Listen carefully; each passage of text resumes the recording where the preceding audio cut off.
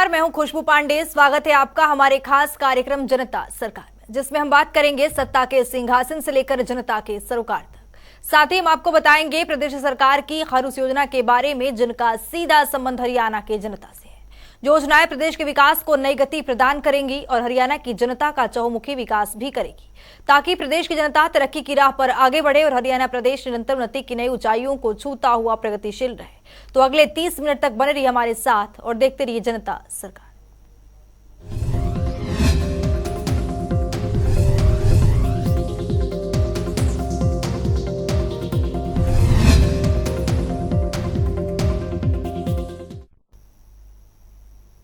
हरियाणा के मुख्यमंत्री मनोहर लाल के नेतृत्व में प्रदेश एक नई प्रगति की राह पर अग्रसर हो रहा है। इसी कड़ी में मुख्यमंत्री मनोहर लाल की अध्यक्षता में जिला लोक संपर्क एवं कष्ट निवारण समिति की बैठक हुई, जिसमें मुख्यमंत्री के समक्ष कुल 14 परिवाद रखे गए, जिसमें से 12 परिवाद को मुख्यमंत्री ने मौके पर निपटान भी किया। इस रिपोर्ट के जरिए समझिए।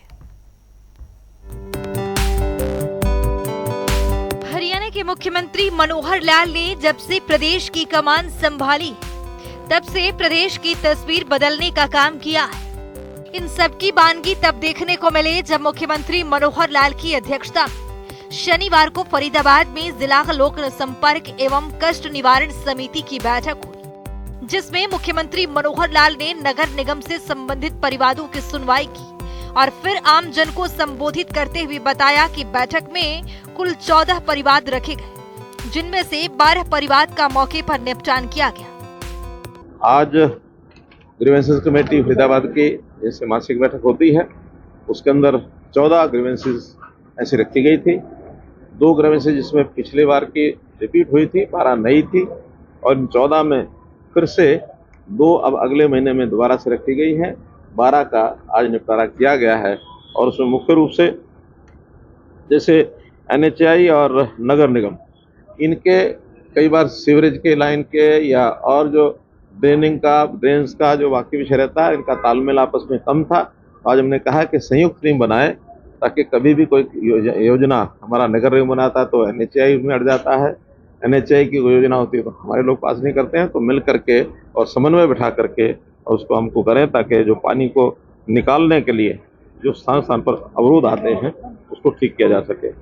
बैठक में मुख्यमंत्री मनोहर लाल ने बताया कि पूरे फरीदाबाद शहरी क्षेत्र को मास्टर प्लान के तहत विकसित किया जाएगा। साथ ही उन्होंने निर्देश देते हुए बताया कि नगर निगम की ओर से IIT दिल्ली रुड़की के माध्यम से सर्वे कराते हुए व्यवस्थित ढंग से फरीदाबाद मेट्रोपॉलिटन डेवलपमेंट अथॉरिटी के साथ आधारभूत ढांचागत विकास कर, ताकि नगर निगम के अधिकार क्षेत्र में लोगों को बेहतर सुविधाएं प्रदान की जा सके। मुख्यमंत्री मनोहर लाल ने बताया कि IIT की टीम के सहयोग से नगर निगम क्षेत्र में स्ट्रक्चर के साथ साथ लेवलिंग की जांच की जाएगी और जहां सुधार किया जाना है या विकास योजनाओं के तहत नया स्वरूप दिया जाना है, इस दिशा में ठोस कदम उठाए जाएंगे। उन्होंने बताया कि सिस्टम के साथ जनसेवा के लिए योजनाबद्ध तरीके से सड़क निर्माण कार्य होगा, जिसको जल निकासी सहित अन्य व्यवस्थापूर्ण प्रबंधन मास्टर प्लान के तहत किया जाएगा। फरीदाबाद में ऐसी बहुत सी शिकायतें हैं, खास करके सीवरेज की, पानी रुकने की, और कहीं कहीं डिजाइन में भी डिफॉल्ट है। कहीं पर पानी यानी पीछे से नीचा है, पानी आगे चढ़ते समय उसकी ऊंचाई हो जाती है, पानी चढ़ता नहीं है। तो ऐसे डिजाइन फॉल्ट्स छोटे छोटे कई जगह फॉल्ट मिले हैं। अब क्योंकि फरीदाबाद शहर की बसा है, उससे पहले अलग अलग एरिया में अलग अलग तरीके का सारा विकास का काम होता था। आज भी नगर निगम में जिस प्रकार का एकीकृत तो सारा डिजाइन बनना चाहिए, ताकि कहीं को कठिनाई ना आए, क्योंकि सब एक दूसरे के साथ लिंक होते हैं। कहीं कहीं अमृत वन का जो काम हुआ, बाद में वो पब्लिक हेल्थ के साथ जोड़ने में भी कठिनाई आई। तो हमने निर्देश दिया है कि IIT रुड़की या दिल्ली या रुड़की जहाँ से भी टीम मिलेगी, उनको लेकर के और FMDA के अंतर्गत एक सर्वे करा के पूरा एक कम्प्रिहेंसिव प्लान बनाया जाए। पानी की निकासी और पानी का रिचार्जिंग, हार्वेस्टिंग, ये सब विषय, ताकि यहाँ पीने के पानी की कठिनाई ना आए। और जहाँ कहीं थोड़ी बहुत खेती की जमीन है, खेती को भी पानी सिंचाई के लिए मिलना चाहिए। और जो हमारा उद्योग है, जीरो डिस्चार्ज सिस्टम, उन उद्योगों में भी हो, ताकि उस पानी को साफ करके वहीं यूज करें। और जो STPs का पानी है, उसका भी उपयोग ठीक होना चाहिए। पानी एक प्रकार की बहुत बहुमूल्य चीज़ है, पानी हमारे लिए अमृत है। तो पानी का विषय थोड़ा सा गंभीरता से हमको तो स्वीकार करना चाहिए। बैठक में नगर निगम से जुड़े विभिन्न परिवादों पर कड़ा संज्ञान लेते हुए मुख्यमंत्री ने निर्देश देते हुए कहा कि किसी भी रूप से नगर निगम अधिकारी और कर्मचारी की ओर से गड़बड़ सहन नहीं की जाएगी। साथ ही जीरो टॉलरेंस नीति को अपनाते हुए सभी अधिकारी और कर्मचारी अपनी ड्यूटी का निर्वहन ईमानदारी से करें। उन्होंने कहा कि प्रदेश में भयमुक्त और भ्रष्टाचार मुक्त सरकार कार्य कर रही है और जन भावनाओं का सम्मान करते हुए विकास कार्यों को मूर्त रूप दिया जा रहा है। वहीं बैठक में मुख्यमंत्री मनोहर लाल ने संबोधित करते हुए अधिकारियों को कहा कि अवैध निर्माण किसी भी रूप से सहन नहीं होगा और जहां कहीं कोई अवैध निर्माण अतिक्रमण करता है तो जल्द प्रभाव से एक्शन लिया जाएगा। मुख्यमंत्री मनोहर लाल ने श्रीहरिकोट से आदित्य L1 की सफल लॉन्चिंग पर वैज्ञानिकों को शुभकामनाएं दी। उन्होंने कहा कि जिस प्रकार चंद्रयान 3 की सफल लैंडिंग ने देश का मान बढ़ाया है, ठीक उसी प्रकार अब आदित्य L1 की लॉन्चिंग के साथ सफल परीक्षण के लिए वैज्ञानिक अग्रिम बधाई के पात्र हैं। उन्होंने कहा कि देश के प्रधानमंत्री नरेंद्र मोदी के नेतृत्व में भारत विश्व स्तर पर नए कीर्तिमान स्थापित कर रहा है। मित्रों, आपके माध्यम से मैं सर्वजन को बहुत बहुत बधाई देता हूं और अपने जो वैज्ञानिक हैं उनका भी एक प्रकार से सराहना करता हूं, उनका धन्यवाद करता हूं कि उन्होंने एक और नया काम अपने देश की धरती से, श्रीहरिकोटा से और आदित्य L1 इस प्रकार से एक सैटेलाइट उसको छोड़ा है जो सूर्य की परिक्रमा करके और वहां से अध्ययन करके और भारत यानी यहाँ पर पृथ्वी पर वो भेजेगा। तो एक बहुत बड़ा काम ये अपने देश के वैज्ञानिकों ने किया है, इसके लिए बहुत बहुत बधाई। इस अवसर पर केंद्रीय राज्य मंत्री कृष्णपाल, हरियाणा के परिवहन मंत्री मूलचंद शर्मा, विधायक सीमा त्रेखा, समिति के सरकारी गैर सरकारी सदस्यगण मौजूद रहे। जनता टीवी के लिए फरीदाबाद से मुकेश राजपूत की रिपोर्ट। वहीं मुख्यमंत्री मनोहर लाल ने आज फरीदाबाद में भारत विकास परिषद सोशल वेलफेयर ट्रस्ट की ओर से संचालित डॉक्टर सूरज प्रकाश आरोग्य केंद्र का लोकार्पण किया। लगभग 35 करोड़ रुपए की लागत से आरोग्य केंद्र को तैयार किया गया है। इस रिपोर्ट के जरिए देखिए। हरियाणा के मुख्यमंत्री मनोहर लाल ने शनिवार को फरीदाबाद में भारत विकास परिषद सोशल वेलफेयर ट्रस्ट की ओर से संचालित डॉक्टर सूरज प्रकाश आरोग्य केंद्र का लोकार्पण किया। लगभग 35 करोड़ रुपए की लागत से बनकर तैयार हुए इस डायग्नोस्टिक एवं डे केयर अस्पताल में मरीजों को बेहतर स्वास्थ्य सेवाएं प्रदान की जाएंगी। इस मौके पर मुख्यमंत्री मनोहर लाल ने कहा कि गरीब और जरूरतमंद व्यक्ति की मदद करना पुण्य का कार्य है। भारत विकास ट्रस्ट द्वारा संचालित डॉक्टर सूरज प्रकाश आरोग्य केंद्र में समस्त चिकित्सक गरीबों के प्रति सेवा भाव रखते हुए बेहतरीन चिकित्सा सुविधाएं प्रदान करें। उन्होंने कहा कि ट्रस्ट की 51 सदस्य टीम आरोग्य केंद्र का सुचारू रूप से संचालन कर रही है, जिसके लिए पूरी टीम बधाई की पात्र है। मुख्यमंत्री मनोहर लाल ने कहा कि प्रदेश का हर व्यक्ति स्वस्थ रहे और स्वस्थ बने, उन्हें ऐसे संस्थानों में इलाज के लिए नहीं आना पड़े। साथ ही उन्होंने आमजन से नियमित योगाभ्यास का आह्वान किया और कहा कि नियमित योगासन करें और दौड़ लगाएं, साइकिलिंग करें, साथ ही खान पान का ध्यान रखें, क्योंकि इन सबका शरीर को स्वस्थ रखने में अहम योगदान है। उन्होंने पर्यावरण संरक्षण के लिए अधिक से अधिक पौधारोपण करने का भी आह्वान किया, ताकि वातावरण में ऑक्सीजन की भरपूर मात्रा उपलब्ध रहे। मुख्यमंत्री ने आरोग्य केंद्र का लोकार्पण करते हुए कहा कि इस आधुनिक अस्पताल में डायलिसिस सेंटर, नेत्र जांच, रेडियोलॉजी, कार्डियोलॉजी, जनरल फिजिशियन, छाती एवं टीबी रोग विशेषज्ञ, जनरल सर्जन, बाल रोग विशेषज्ञ की ओर से जरूरी चिकित्सा सेवाएं प्रदान की जाएंगी। मुख्यमंत्री ने परिसर में स्थापित ऑपरेशन थिएटर, जनरल वार्ड, आधुनिक प्रयोगशाला सहित अन्य सुविधाओं का जायजा भी लिया और मरीजों और ट्रस्ट के सदस्यों से बातचीत भी की। इस अवसर पर केंद्रीय राज्य मंत्री कृष्णपाल गुर्जर, हरियाणा के परिवहन मंत्री मूलचंद शर्मा, विधायक नरेंद्र गुप्ता, राजेश नगर, उपायुक्त विक्रम सिंह, पुलिस आयुक्त राकेश आर्य सहित अन्य अधिकारी एवं गणमान्य व्यक्ति उपस्थित थे। जनता टीवी के लिए फरीदाबाद से मुकेश राजपूत की रिपोर्ट। सीएम मनोहर लाल ने मुख्यमंत्री अंत्योदय परिवार उत्थान योजना के लाभार्थियों के साथ विशेष चर्चा कार्यक्रम के तहत संवाद किया। इस दौरान मुख्यमंत्री मनोहर लाल ने बताया कि पिछले 6 महीनों में 40,000 नागरिकों को अंत्योदय का लाभ मिला है, जिससे लाभार्थियों में खुशी का माहौल। रिपोर्ट देखिए। हरियाणा के मुख्यमंत्री मनोहर लाल हर शनिवार को सीएम की विशेष चर्चा कार्यक्रम के तहत योजना के लाभार्थियों से सीधा संवाद करते हैं। इसी कड़ी में आज मुख्यमंत्री मनोहर लाल ने फरीदाबाद से मुख्यमंत्री अंत्योदय परिवार उत्थान योजना के लाभार्थियों से सीधा संवाद किया। उन्होंने कहा कि इस योजना के लाभार्थियों से उन्होंने 28 जनवरी 2023 को भी बात की थी और तब से अब तक इस योजना के तहत लाभ प्राप्त करने वाले लाभार्थियों की संख्या में वृद्धि हुई है। आज मुझे आपसे बात करते हुए बहुत खुशी हो रही है। वैसे तो जिस वर्ग से आज मैं बात कर रहा हूं, इनसे मैंने जनवरी के इसी वर्ष के महीने में 28 तारीख को बात की थी। उस समय लगभग 9,000 साथी मेरे साथ जुड़े थे। आज उसी क्रम में उसी वर्ग के साथ 6 महीने बाद मैं बात कर रहा हूं और मुझे खुशी है कि इन 6 महीनों में इस श्रेणी में जिनसे आज मैं बात कर रहा हूं, इसमें लगभग 40,000 लोग और जुड़ चुके हैं।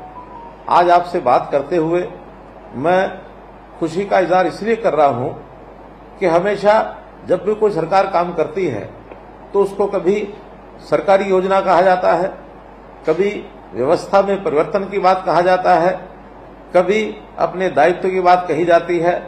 मैं आज इन सब चीजों को मिला करके एक ऐसा विषय आपके सामने रख रहा हूं जिसमें मुझे लगता है ये काम बहुत पुण्य का काम है और इस पुण्य के काम को करते हुए मुझे भी बहुत खुशी हो रही है। मुख्यमंत्री मनोहर लाल ने बताया कि प्रधानमंत्री नरेंद्र मोदी ने गरीबों की कठिनाइयों को समझते हुए गरीबों के कल्याण के लिए अनेक कल्याणकारी योजनाएं चलाई है, जिससे प्रदेश के नागरिक खुशहाल नजर आ रहे हैं। जो पहले सरकारें चलती थी, नारे देते थे गरीबी हटाओ, लेकिन हमने नारा नहीं दिया। हमने तो उस हर गरीब की जो भी उसकी कोई मजबूरी है, जो भी उसकी कठिनाई है, उसको समझ करके उसको दूर करने का काम किया है। देश के प्रधानमंत्री नरेंद्र मोदी जी ने जब इन कठिनाइयों को ध्यान में किया तो एक एक करके न जाने कितने काम उन्होंने हमारे लिए किए हैं। उन्होंने गरीब परिवारों को प्रधानमंत्री आवास योजना के अंतर्गत करोड़ों मकान दिए हैं। उन्होंने न केवल मकान दिए बल्कि उन मकानों में हमारी रसोई के अंदर सिलेंडर पहुंचाने के लिए और उज्ज्वला योजना, हरियाणा में भी हमने 9 लाख सिलेंडर दे करके रसोई के अंदर पहुंचाए हैं। उस रसोई में नल से जल पहुंच जाए, ये भी हमने 28 लाख परिवारों की रसोई के अंदर हरियाणा में जल से नल पहुंचाने का अभियान जो शुरू कर रखा है वो प्राय एक प्रकार से पूरा होने वाला है। इसी प्रकार से हमारे परिवार का कोई सदस्य बीमार हो जाए, लाचारी से, हमारी मजबूरी से उसका इलाज कराना संभव नहीं होता, तो प्रधानमंत्री ने आयुष्मान योजना चला करके ऐसे गरीब परिवारों को संकट में से बाहर निकालने का काम किया। हमने चिरायु योजना जोड़कर उसको और आगे बढ़ाया है कि उसके अंदर और ज्यादा परिवार और शामिल होकर के उसका लाभ उठाएं। यहीं तक नहीं, गरीबी रेखा से जो थोड़ा ऊपर हैं, जिनकी आय 1,80,000 से और 3 लाख रुपए वार्षिक तक है, उनसे भी मात्र एक नॉमिनल 1,500 रुपए वार्षिक एक प्रीमियम लेकर के उनको भी इस योजना में जोड़ा है, ताकि परिवार के ऐसे लोगों को 5 लाख रुपए वार्षिक का ये लाभ आवश्यकता पड़ने पर ये मिल सके। इसके साथ ही मुख्यमंत्री ने संवाद के दौरान बताया कि हमारे बच्चों की पढ़ाई ठीक हो, इसके लिए चिराग योजना भी चलाई गई। प्रदेश में मुख्यमंत्री अंत्योदय परिवार उत्थान योजना के जरिए 1 लाख रुपए सालाना आय वाले परिवारों की वार्षिक आय कम से कम 1,80,000 रुपए करने का बीड़ा उठाया है और अब तक प्रदेश में लगभग 50,000 लोगों को योजना के तहत लगाए गए अंत्योदय मेलों में मदद मिली। हमारे बच्चों की पढ़ाई ठीक हो, हमने चिराग योजना भी उसमें चलाई है। अब ये सब बातें खर्च करने के लिए हमारे पास पैसा नहीं है, इसलिए योजनाएं की जा रही हैं। लेकिन आखिर तो हम अपनी सक्षमता के कारण से, अपने यानी शरीर की ताकत के कारण से, हमारे पास बुद्धि है, बुद्धि के कारण से प्रभु ने हमको 2 हाथ दिए हैं, पैर दिए हैं, चलने फिरने में हम सक्षम हैं, तो क्या आखिर काम करने का अवसर हमें मिले तो काम करके हम अपनी आमदन को नहीं बढ़ा सकते क्या? हमने इसमें भी एक योजना लागू की और उस योजना के अंतर्गत जो आपको बता रहा हूं कि जिनकी आय वर्ष में 1 लाख रुपए से भी कम थी, ऐसे लोगों को बुलाकर और उनसे सरकारी योजनाओं का लाभ वो कैसे उठा सकते हैं, उस नाते से उनसे बातचीत करके और उनको बैंकों से लोन लेकर के देने का भी काम हमने किया। जो संख्या आज मैं 40,000 बता रहा हूं, पहले 8,000 थी, ये लगभग 50,000 लोग इस योजना का लाभ उठा पाए हैं और आप भी उनमें से ही एक हैं। तो मित्रों, आज मैं आपसे जो बात कर रहा हूं इसीलिए कर रहा हूं कि हम लोगों ने अपने जीवन को कैसे आगे बढ़ाना है। बैंक से लोन लेना एक बात है, लेकिन उस लोन का उपयोग करना ये भी बहुत एक समझदारी से, एक तरीके से हमको करना पड़ेगा। और आखिर बैंक से लोन लेकर के हम अपने व्यवसाय के माध्यम से, काम के माध्यम से अपने आप को आगे बढ़ा पाए, तो इससे बड़ी खुशी की बात नहीं हो सकती है। बहुत सी ऐसे पार्टियां भी हैं जो नारे लगाती हैं कि ये मुफ्त लो, वो मुफ्त लो। तो मुफ्त की आदत लगाने के बजाय हमारी प्राथमिकता है कि काम करने वाले व्यक्ति को काम के लिए जो उसकी आवश्यकता है वो पूरी की जाए, उसको ट्रेनिंग दिलाई जाए, उसकी पढ़ाई कराई जाए, उसको स्किल के नाते से, हुनर के नाते से उसको विकास किया जाए और काम करने के लिए जो पूंजी की आवश्यकता है तो पूंजी भी दिलाई जाए। और जहां कहीं सरकारों की ओर से उसमें कोई ग्रांट है, उसमें कोई सब्सिडी है, ये जोड़ना है, वो भी हमने जोड़ने के लिए और काम किए हैं। मुख्यमंत्री ने कहा कि सरकार ने विदेश सहयोग विभाग के तहत ओवरसीज प्लेसमेंट सेल भी बनाया है। इसके जरिए युवाओं को विदेश में रोजगार के अवसर मुहैया करवाने की दिशा में भी सरकार काम कर रही है। साथ ही परिवार पहचान पत्र में सत्यापित वार्षिक आय के मापदंड के आधार पर AAY BPL में कुछ नए परिवार जोड़े गए हैं। हम लोगों ने इन अवसरों में एक अवसर ऐसा भी जोड़ा है कि क्या गरीब के परिवार, उसका कोई नौजवान, हमारा मित्र, हमारा भाई, हमारा बेटा क्या विदेश जाने तक की भी सोच सकता है। हमने ये भी, यानी हमारा जो फॉरेन कोऑपरेशन डिपार्टमेंट है उसके माध्यम से एक ओवरसीज प्लेसमेंट सेल, इसका भी निर्माण किया है, ताकि जहां विदेश के अंदर ऐसे बहुत नौकरियां, बहुत व्यक्तियों की काम की आवश्यकता है, उनको ट्रेंड करके बाहर भेजा जाए ताकि वो भी अपने परिवार की सपोर्ट कर सकें। ये काम भी हम करते हैं। हमने गरीब परिवारों में घर के अंदर राशन नहीं है तो इसके लिए भी पिछली जनवरी के अंदर 12.5 लाख राशन कार्ड एक साथ बनाए हैं। और इन कामों को करने में हमको एक पोर्टल बहुत सुविधा दे रहा है और वो है परिवार पहचान पत्र। परिवार पहचान पत्र के माध्यम से हम हर परिवार का डाटा अपने पास रखते हैं कि किस परिवार के अंदर कितने सदस्य हैं, कौन क्या कर सकता है, विद्यार्थी है अथवा काम करने वाला है अथवा बुजुर्ग है, बुजुर्गों की पेंशन वो उनको अपने आप मिल जाए, विद्यार्थी हैं उनकी पढ़ाई किस स्कूल में चल रही है, कैसी चल रही है, परिवार की आमदन कितनी है। इन सब बातों को इसीलिए ध्यान रखते हैं ताकि आगे बढ़ करके सरकार की योजनाओं का लाभ उन तक पहुंचा सकें। अभी तक क्या होता था, सरकार की योजनाएं प्रचारित की जाती थी लेकिन लोग उसको लेने के लिए खिड़की तक पहुंच भी नहीं पाते थे। जो आदमी ताकतवर होता था, बलशाली होता था, दबंग होता था, वो आगे बढ़कर चाहे वो पात्र न भी हो तो भी स्कीमों का लाभ सबसे ज्यादा वो लेकर जाता था, क्योंकि सरकार के पास कोई आंकड़ा नहीं होता था।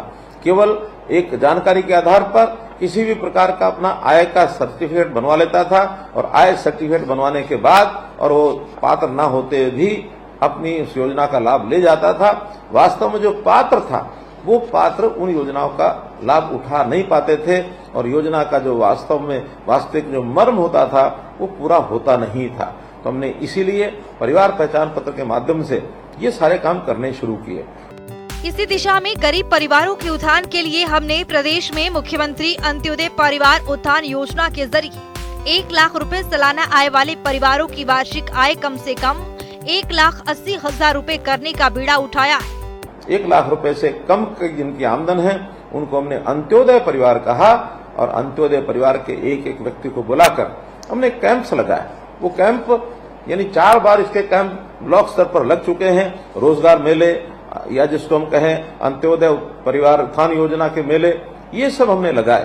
तो इसके माध्यम से भी सब लोगों को संपर्क करके विभागों की कोई 17 विभागों की 50 के लगभग योजनाएं हैं, उन योजनाओं का लाभ उठाने के लिए प्रेरित किया। ये योजना भी एक पोर्टल के ऊपर हमने दर्ज कर दी है। पढ़ा लिखा व्यक्ति स्वयं उस पोर्टल पर जाकर के वो अपना जानकारी ले सकता है कि सरकार की कौन कौन सी योजनाएं हैं। इस पोर्टल पर अंत्योदय उत्थान परिवार उत्थान .gov.in इस प्रकार से इस पोर्टल पर जाकर के और हम इन योजनाओं का लाभ ले सकते हैं।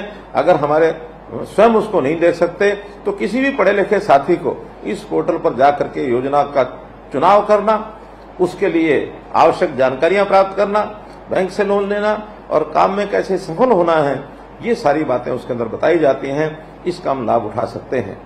इस मौके पर परिवहन मंत्री मूलचंद शर्मा, विधायक Narendra Gupta, principal advisor urban development DS Dhesi, कई अधिकारी उपस्थित रहे। जनता टीवी के लिए फरीदाबाद से मुकेश राजपूत की रिपोर्ट। मुख्यमंत्री मनोहर लाल ने 18वीं पूर्वी और दक्षिणी अफ्रीकी देशों के राजदूतों और दूतावास अधिकारियों के रात्रि भोज की मेजबानी की। इस दौरान मुख्यमंत्री मनोहर लाल ने कहा कि हरियाणा पूर्वी और दक्षिणी अफ्रीकी देशों के साथ राजनयिक संबंधों को मजबूत करने, आर्थिक सहयोग और सांस्कृतिक आदान प्रदान को बढ़ावा देने के लिए प्रतिबद्ध है। इस रिपोर्ट के जरिए देखिए।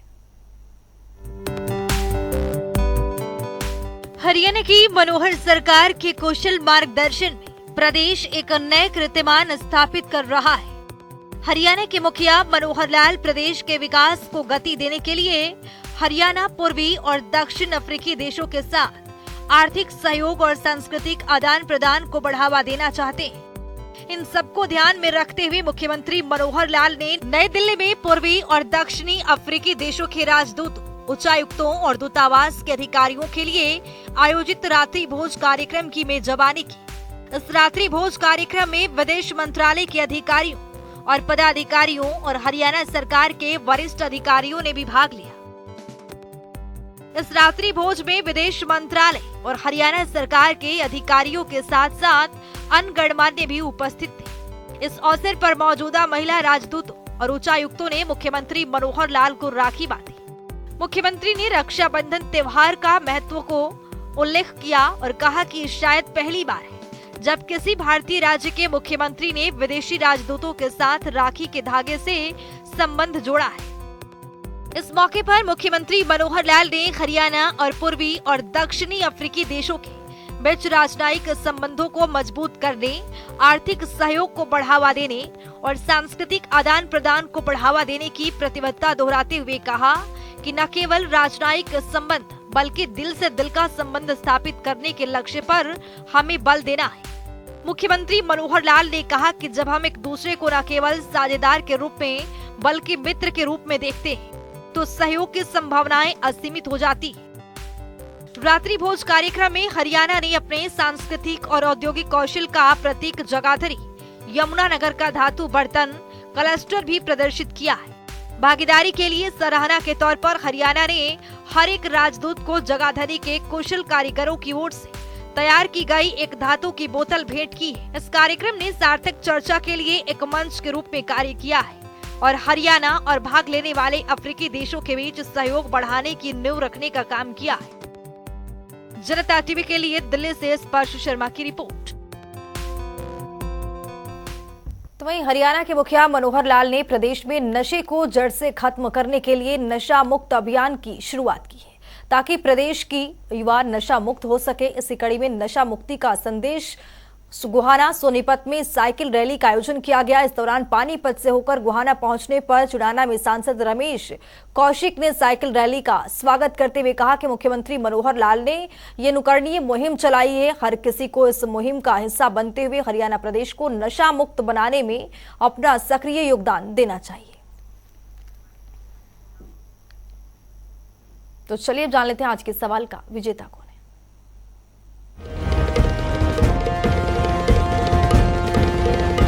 तो बात अब आज की विजेता की। जैसा कि आप जानते हैं हर रोज एक नया सवाल पूछते हैं, सही जवाब देने वाले के नाम और तस्वीर अपने टेलीविजन स्क्रीन पर दिखाते हैं, साथ ही उसको उपहार भी देते हैं। तो चलिए अब जान लेते हैं कल का हमारा सवाल क्या था और कौन है इसका विजेता। कल का हमारा सवाल था सामाजिक सुरक्षा योजना की शुरुआत कब की गई थी। इसका सही जवाब है ए 23 अप्रैल 2018। ढेरों जवाब आए लेकिन आज के हमारे विजेता हैं अजय सिंह हिसार से। अजय आपको बहुत बहुत बधाई। तो फिर पूछेंगे आज का सवाल, देखते रहिए जनता टीवी।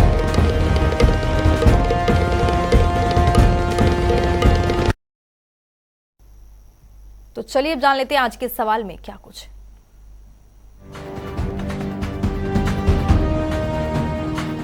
हर रोज की तरह हाजिर हूँ आज का सवाल लेकर। जैसा कि आप जानते हैं, हर रोज एक नया सवाल पूछती हूँ। सही जवाब देने वाले के नाम और तस्वीर अपने टेलीविजन स्क्रीन पर दिखाते हैं, साथ ही उसको उपहार भी देते हैं। तो चलिए नजर डालते हैं आज की सवाल पर। हरियाणा में कौशल रोजगार निगम पोर्टल को कब लॉन्च किया गया था? ए 19 नवंबर 2021, बी 1 नवंबर 2021, सी 12 मार्च 2022, डी 21 अक्टूबर 2021। तो दीजिए सही जवाब और बनिए विजेता।